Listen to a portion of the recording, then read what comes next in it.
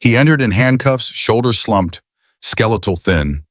Metal chains rattled with every movement, the sound bouncing off marble like a death knell. His jacket appeared battle-worn, scarred by more than just harsh winters. Beneath it, torn fabric that once resembled military dress. Patches barely hanging on, threads coming loose, remnants of former glory. His boots revealed everything. One boot gaped with a hole exposing his sock, darkened by rain and humiliation. The other held together with duct tape, gray strips curling at the edges. Each step produced the squeak of soaked leather on concrete. Raymond Thomas Jefferson, 68 years old, no permanent residence, charged with disturbing public peace. His offense, seeking shelter in Jimmy's diner parking lot while a thunderstorm dropped 3 inches of rain into 2 hours. Surrounded by rusted shopping carts, air thick with old grease and motor oil, he simply wanted to survive the deluge without drowning. The courtroom atmosphere felt clinical, almost aggressive. Fluorescent bulbs hummed overhead, throwing brutal shadows that deepened his sunken features. The space reeked of disinfectant mixed with stale coffee. People in crisp suits refused to make eye contact, rustling documents louder than needed. Too frail for danger, too invisible for recognition, too damaged for concern. But they misunderstood that final point entirely. If you believe no one deserves this treatment, type honor below. Your voice carries more weight than you realize. The prosecutor fidgeted with his tie restlessly, shuffling papers as if late for something important. The public defender hadn't arrived yet. To everyone present, this represented just another case, another homeless veteran disrupting order, nothing requiring particular attention. But Judge Elizabeth Morrison differed from everyone else. Seated at the room's front, she reviewed the file with practiced efficiency. She turned pages methodically until something froze her movement. Her gaze locked on the defendant's complete name, Raymond Thomas Jefferson. Her body stiffened. An ancient memory she'd kept buried, like scar tissue, suddenly resurfaced with devastating force. It was the name her son repeated in emails from dusty military outposts, always accompanied by the same words. If it wasn't for him, I'd never have made it home. Daniel Morrison, staff sergeant, killed by an improvised explosive device 3 years after returning. But before death claimed him, he'd written with the admiration of a young soldier about a man who'd rescued him in combat. A sergeant, stubborn, silent, courageous. She looked back at the defendant, head bowed, eyes vacant, shoulders curved inward. He appeared unrecognizable yet unmistakably familiar simultaneously. Time had ravaged him, but identity remained. Elizabeth swallowed hard, attempting to maintain neutral composure. But her pen-holding hand trembled. The institutional coldness surrounding her seemed absurd facing this revelation. The hero from her son's stories, handcuffed for seeking storm shelter. The bailiff's voice pierced her thoughts. Docket number 847, State versus Raymond Jefferson. Disturbing peace. Trespassing. Raymond sat motionless in the defendant's seat. Fluorescent lights carved harsh shadows across his weathered features. His hands, calloused and scarred, rested flat on the wooden surface. On his left forearm, barely visible through torn fabric, an old scar appeared, jagged and deep. Elizabeth recognized it instantly from Daniel's descriptions. The scar on Sergeant Jefferson's arm, Daniel had written, runs from wrist to elbow. Got it dragging me from that burning Humvee. He claims it doesn't hurt anymore, but I see him rubbing it when he thinks nobody's watching. The prosecutor droned about vagrancy laws and repeated violations. Raymond showed no reaction. He sat like someone who'd already surrendered to whatever judgment the world imposed. Rain sounds still echoed faintly through the building's windows. The same storm that drove him to seek protection. Elizabeth wrote something on paper, folded it carefully, and summoned a bailiff. The instruction was clear. Deliver this to attorney Robert Mitchell personally. The bailiff departed without questioning. Before her, Raymond lifted his eyes briefly. The two locked gazes. She wanted to speak but couldn't. Not here. Not yet. The prosecutor's voice grew sharper, more contemptuous. Your Honor, we have a repeat offender here. Mr. Jefferson has been cited multiple times for loitering, public intoxication, and now trespassing. The business owner of Jimmy's diner called police because customers were complaining. Raymond flinched at the word customers. His fingers touched the torn sleeve unconsciously, tracing the scar beneath. The gesture was so subtle, so automatic that only Elizabeth noticed. The defendant was found sleeping between 2 dumpsters, the prosecutor continued, surrounded by empty bottles and disturbing paying customers trying to enjoy their meals. The lie hung in the air like smoke. There had been no bottles. The police report mentioned none, but Raymond said nothing. He'd learned long ago that his word meant nothing against the badge impressed, suit. A few people in the gallery whispered. Someone's phone buzzed. A woman in the back row looked at Raymond with the kind of disgust reserved for things people step over on sidewalks. The fluorescent light above flickered, casting intermittent shadows that made everything feel unstable. The courtroom smelled like industrial disinfectant and old coffee. The air conditioning hummed too loud, drowning Raymond's quiet breathing. He sat perfectly still, military posture buried under years of defeat, but still there, still holding him upright. Furthermore, the prosecutor added with theatrical flair, vagrancy of this nature creates a public health hazard and diminishes property values in the surrounding area. Elizabeth watched Raymond's face carefully. No anger, no defiance, just acceptance. The same quiet endurance that once made him drag wounded soldiers through minefields was now keeping him silent while strangers decided his fate. The public defender finally arrived 20 minutes late, briefcase soaked from rain.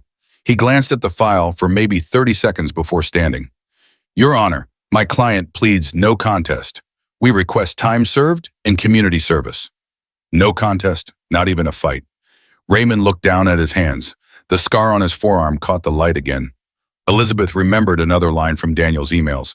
Sergeant Jefferson never complains about anything. Not the heat, not the food, not getting shot at. He just does what needs doing and moves on. I wish I was half as strong. The prosecutor smiled, sensing victory. The state recommends 30 days county jail and a $1,000 fine, Your Honor. It's time to send a message that this behavior won't be tolerated. The gallery nodded approvingly. Easy math. One less homeless person on the streets. One less problem to step around. But then the courtroom door opened with a bang that made everyone turn. Robert Mitchell, attorney at law, announced a tall man in a dark suit. His voice cut through the room like a blade. I'm here to represent Mr. Jefferson. The prosecutor barely hid his sneer. Last-minute representation, Your Honor. Highly irregular. Elizabeth's voice was steady as steel. Accept it. Proceed, Mr. Mitchell. Robert Mitchell wasn't just any lawyer. He was a name everyone in Houston knew, a presence in high-profile cases that made headlines. He didn't usually appear in cases like this, but he was here for a reason only Elizabeth understood. Mitchell flipped through the file quickly, asked simple questions, bought time, challenged the prosecution. In minutes, he dismantled the prosecutor's argument using basic principles of humanity and legality.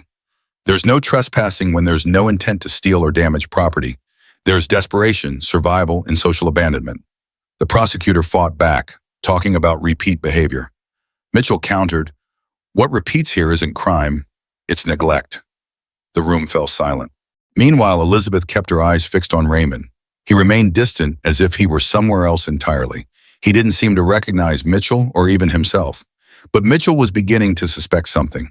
This man wasn't just any homeless veteran. There was something in his posture. Even weakened, there was still discipline there. Still dignity buried under years of abandonment. During a brief recess, Mitchell approached Elizabeth in the hallway. Now tell me who he really is. Elizabeth hesitated, then spoke quietly. The man who saved my son's life.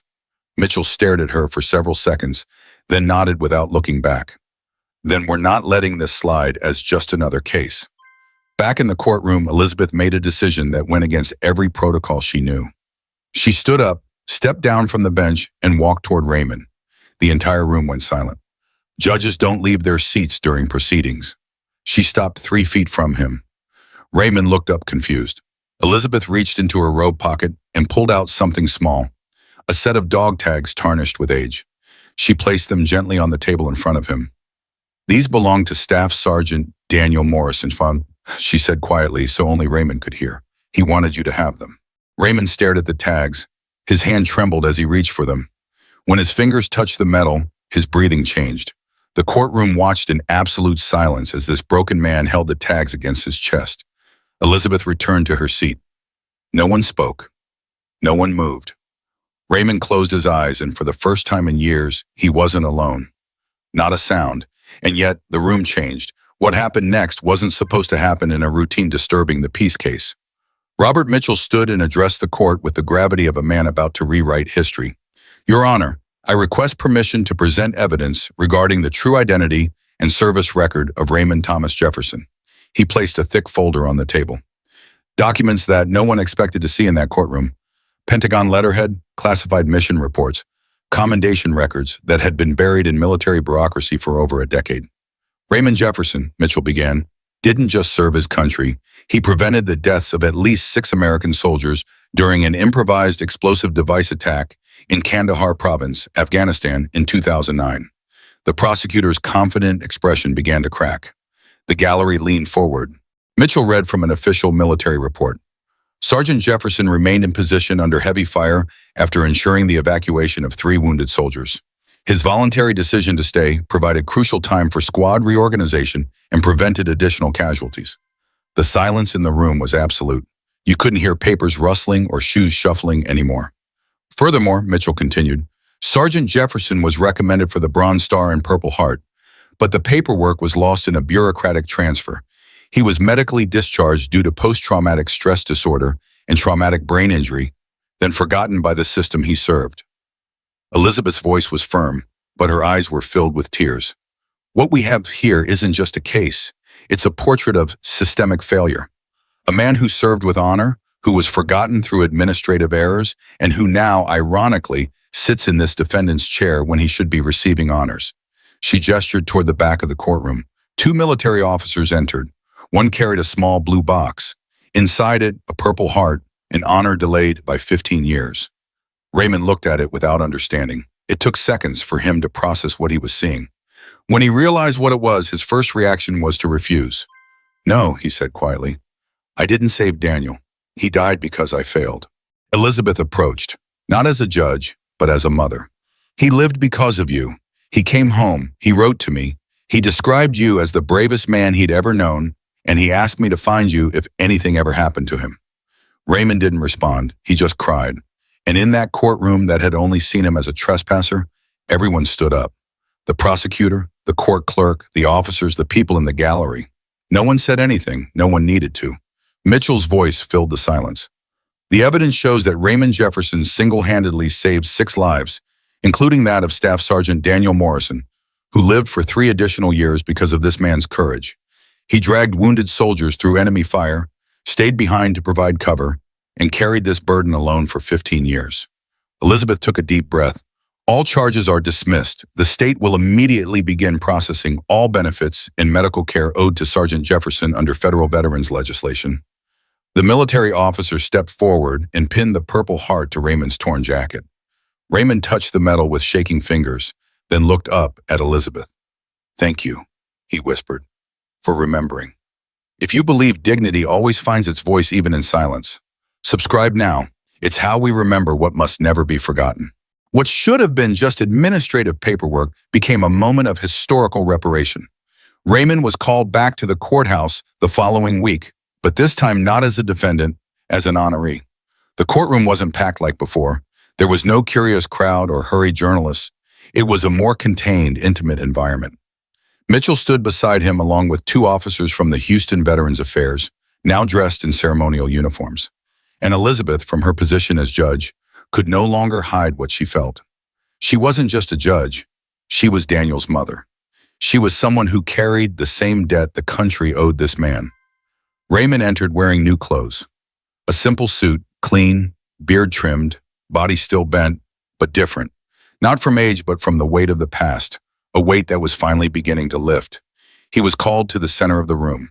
One of the officers read in a firm voice, "For proven bravery in combat, conduct involving personal risk, and direct contribution to the survival of members of the armed forces, the United States Army posthumously awards the Bronze Star to Sergeant Raymond Thomas Jefferson." The blue box was opened. The metal gleamed under the courtroom lights, but Raymond didn't move. He looked at the decoration like someone seeing a broken mirror. He breathed deeply and spoke with a broken voice. "I don't deserve this." He died. The silence was immediate. Mitchell approached, placed a hand on his shoulder. "But he lived long enough to come home, to write, to thank you, and to tell a mother that you were the reason he still had hope." Elizabeth stood up, stepped down from the bench. "Death doesn't erase what was saved, Sergeant. You gave my son time, and you gave our family more than words can explain." Raymond squeezed his eyes shut. A sob escaped. He still carried guilt like someone carrying an old rifle. "I just did what anyone would do." he said in almost a whisper. The officer handed him the medal. Raymond held it with both hands, not knowing whether to wear it or just look at it. Finally, he closed his eyes and pressed his forehead against it. Thank you, he said with difficulty, for not forgetting me completely. The next gesture didn't come from Elizabeth or from the military officers. It came from the prosecutor. He stood up, straightened his posture, and saluted. The entire room followed, not from protocol, but from respect. Outside, rain had stopped.